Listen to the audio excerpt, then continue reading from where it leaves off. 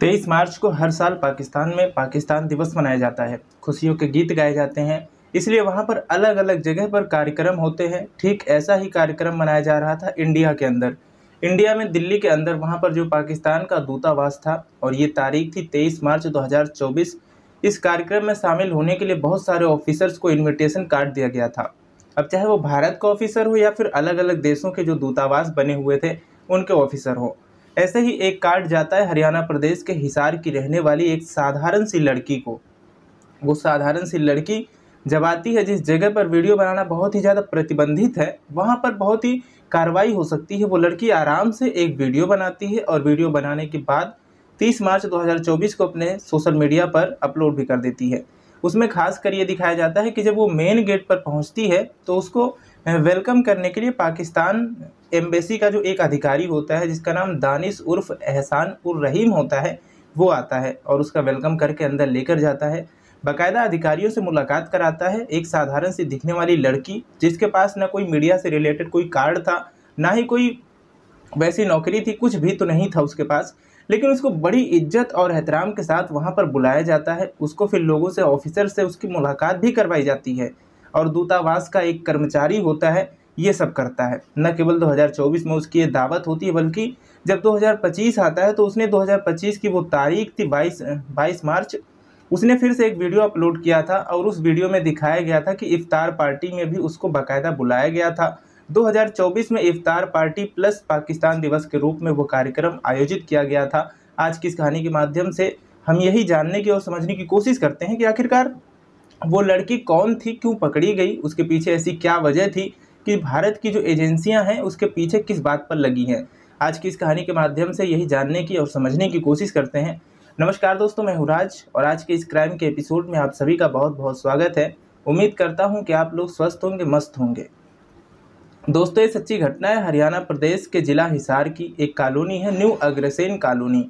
दरअसल यहाँ का रहने वाला एक व्यक्ति जिसका नाम होता है हरीश कुमार मल्होत्रा।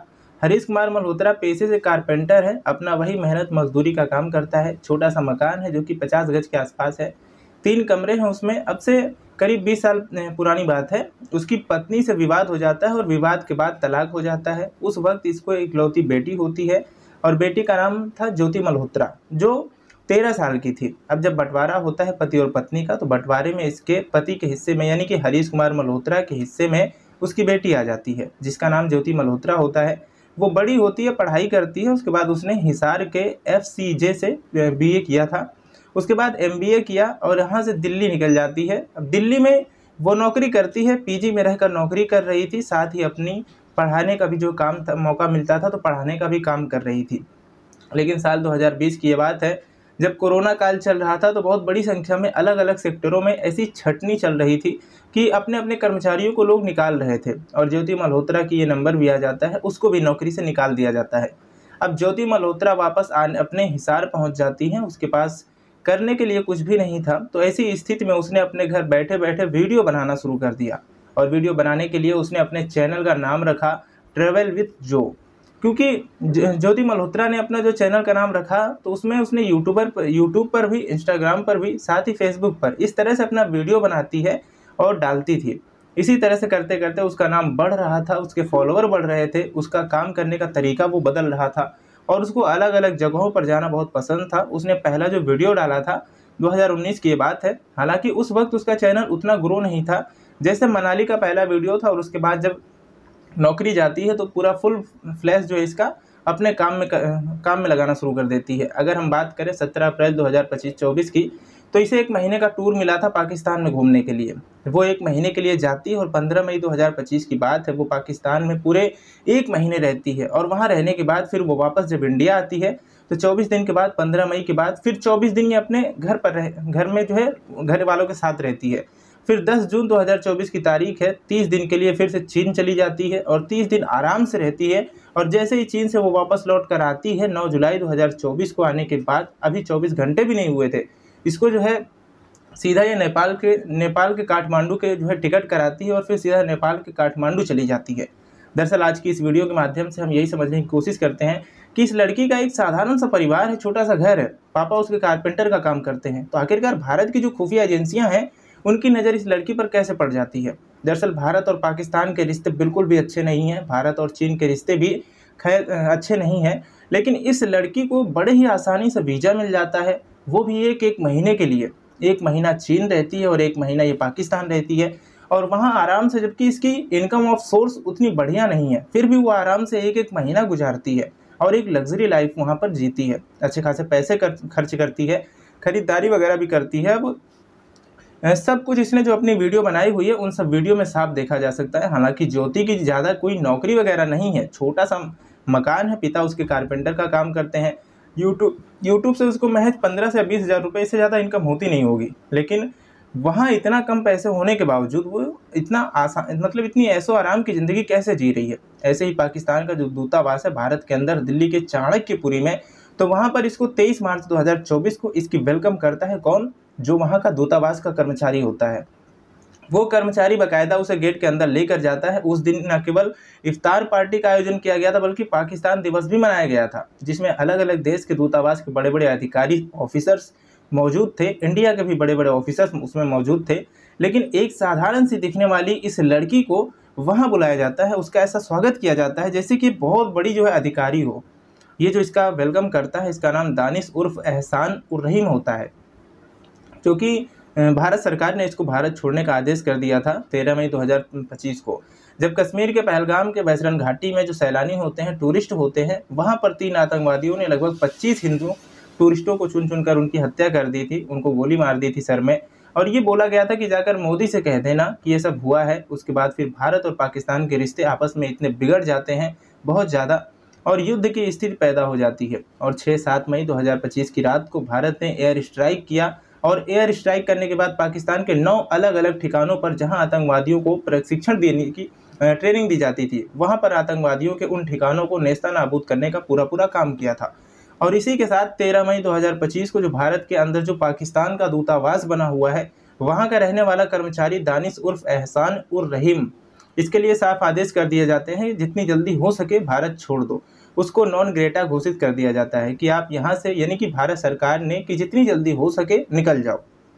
अब इस व्यक्ति के, इस ऑफिसर्स के जो संपर्क में थे बहुत सारे लोग होते हैं, उनसे बातचीत करते हैं, बड़ी देर तक बातें होती हैं, तो उनके बारे में खुफिया एजेंसियां ये पता करने में लग जाती हैं कि आखिरकार ये कौन है, क्या है। जो उसकी गतिविधियां थी पहलगाम में जो आतंकवादी हमला होता है, उसमें ऐसा दावा किया जा रहा है, जैसे ऐसा बताया जा रहा है, मीडिया रिपोर्ट ये कहती है कि कहीं ना कहीं दानिश उर्फ एहसान उर रहीम, इसका भी कहीं ना कहीं कोई ना कोई जो है संदिग्ध भूमिका इसकी है।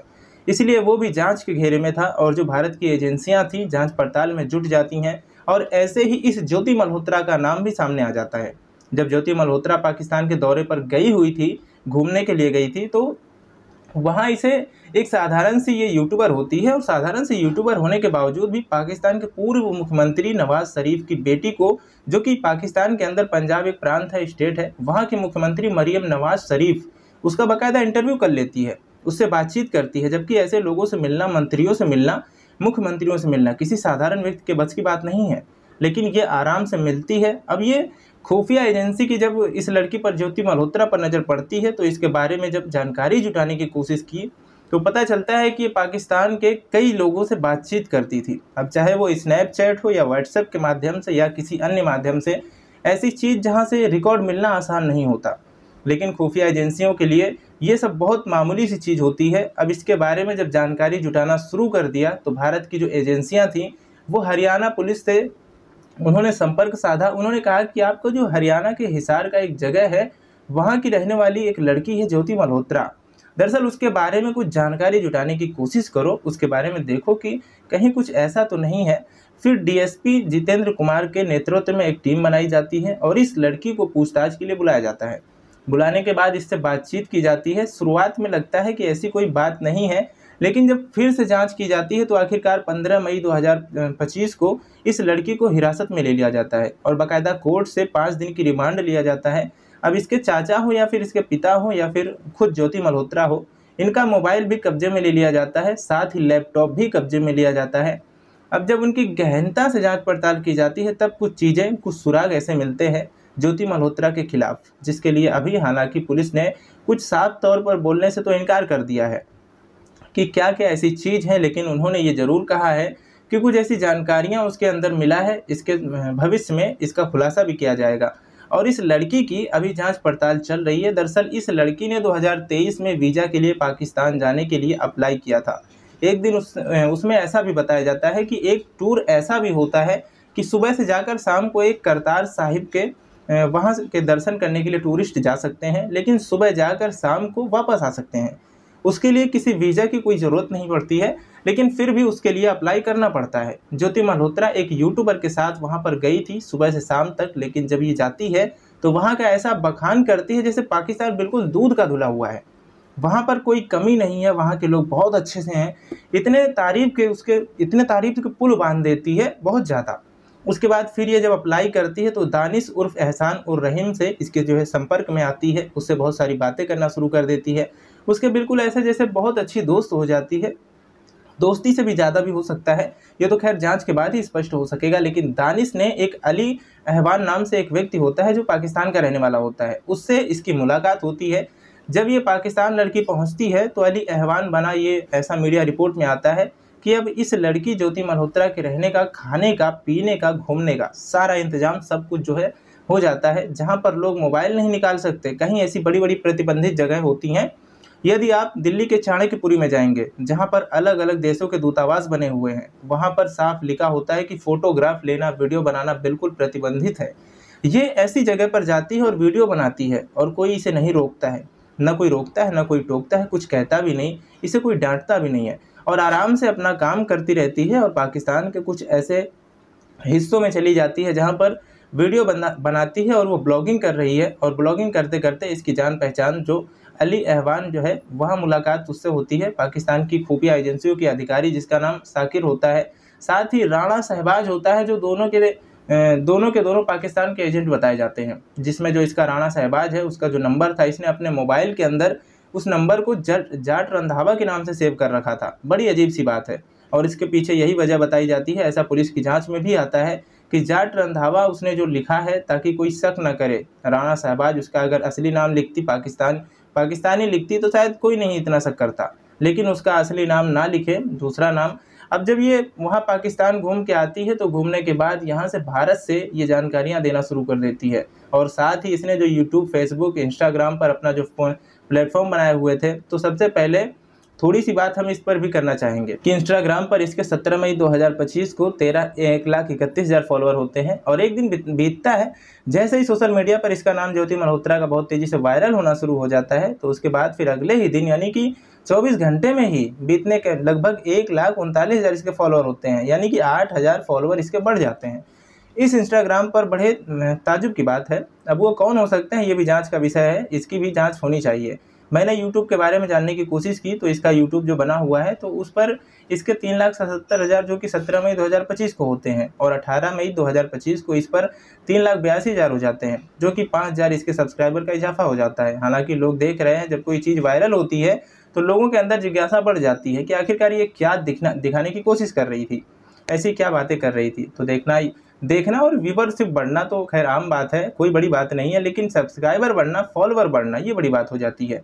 ऐसे ही फेसबुक पर 17 मई 2025 को फॉलोवर होते हैं 3,21,000, और अगले ही दिन यानी कि 24 घंटे के अंदर इसके 1,000 प्लस हो जाते हैं, यानी कि 3,22,000, जबकि इसको गद्दार के नाम से संबोधित किया गया था। अलग अलग चैनल पर, अखबारों में इसके बारे में चल रहा है, मीडिया में इसके बारे में चल रहा था, सोशल मीडिया पर इसके बारे में चल रहा है। लड़की के बारे में, जिसको ज्योति गद्दार के नाम से ज्योति के बारे में तमाम तरह की कही जा रही थी, लेकिन फिर भी इतना होने के बावजूद भी उसके फॉलोअर बढ़ रहे हैं, ये भी सोचने वाली बात है। हालांकि भारत की एजेंसियां जांच पड़ताल में जुटी हैं, जांच के बाद ही स्पष्ट हो सकेगा कि आखिरकार इस लड़की ज्योति मल्होत्रा जिसका नाम है, इसके इरादे क्या थे और इसने भारत की कौन कौन सी जानकारियां पाकिस्तान को उपलब्ध कराई हैं।